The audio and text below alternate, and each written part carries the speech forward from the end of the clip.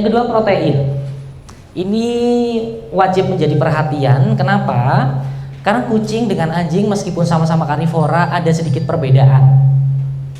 Kucing dikatakan sebagai karnivora sejati, anjing dikatakan karnivora semu. Maksudnya apa sih?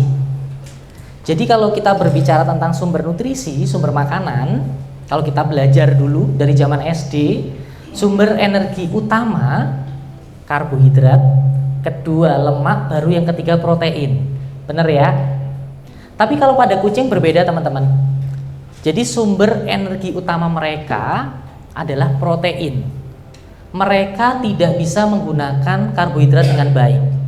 Termasuk glukosa, fruktosa, laktosa, galaktosa, itu kan karbo semua tuh. Dia tidak bisa memanfaatkan dengan baik. Kenapa? Di sini sumber utama glukosa dalam tubuh itu disimpan dalam bentuk glikogen. Tapi pada kucing, glikogen ini umurnya nggak sampai 24 jam teman-teman. Terus pot penyimpanannya itu sedikit. Yang terjadi apa? Karbohidrat tadi ketika jumlahnya berlebihan dalam tubuh, karena tidak bisa disimpan, dia bentuknya jadi gula semua, glukosa semua. Jadi kadar gula dalam darah tinggi.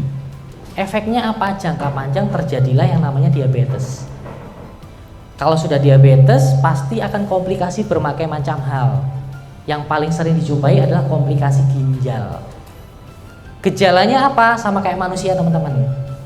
Kalau di manusia kan kalau orang kena diabetes, yang pertama cepat lelah, yang kedua aktivitas pasti menurun, yang ketiga gampang beser, kebelet pipis terus karena ginjalnya tidak berfungsi dengan normal.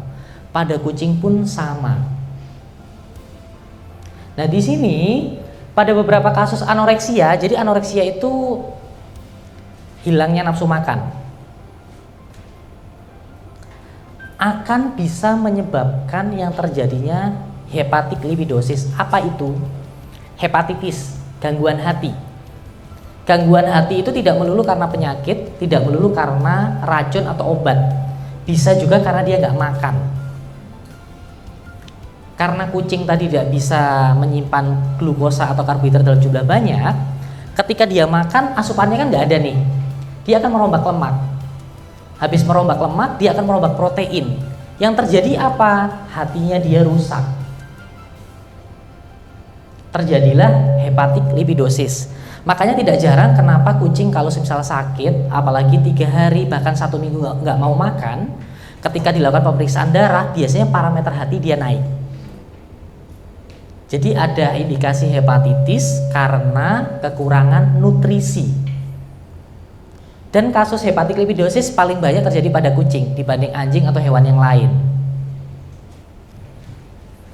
Nah, di sini ada protein. Kalau kita berbicara tentang protein, komponen utamanya yang bisa diolah oleh tubuh itu namanya asam amino. Asam amino secara umum dibagi menjadi 2 macam. Ada yang esensial, ada yang non esensial. Maksudnya apa? Asam amino esensial itu adalah tubuhnya si kucing itu nggak bisa memproduksi. Dia hanya bisa mendapatkan dari makanan. Bedanya kucing dengan hewan lain apa? Di sini ada tanda merah ya. Saya kasih keterangan taurin. Taurin pada hewan umumnya tubuhnya bisa memproduksi, tapi pada kucing tidak. Jadi dia harus mendapatkan taurin dari makanan. Sumbernya dari mana? Dari jeroan.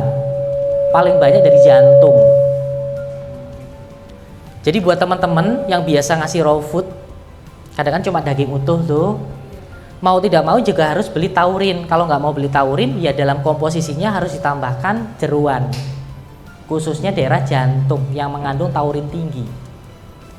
Kenapa taurin ini sangat penting? Karena taurin ketika dalam tubuh itu kadarnya rendah, tubuh kekurangan taurin bisa menyebabkan gangguan pada mata katarak, atau mata gampang rusak. Kalau orang kadang nyebutnya kena chlamydia atau virus herpes. Ketika kadar taurin dalam tubuh itu turun, bisa memperparah kondisi kerusakan yang terjadi pada mata. Dan taurin ini hanya dihasilkan dari jaringan hewan.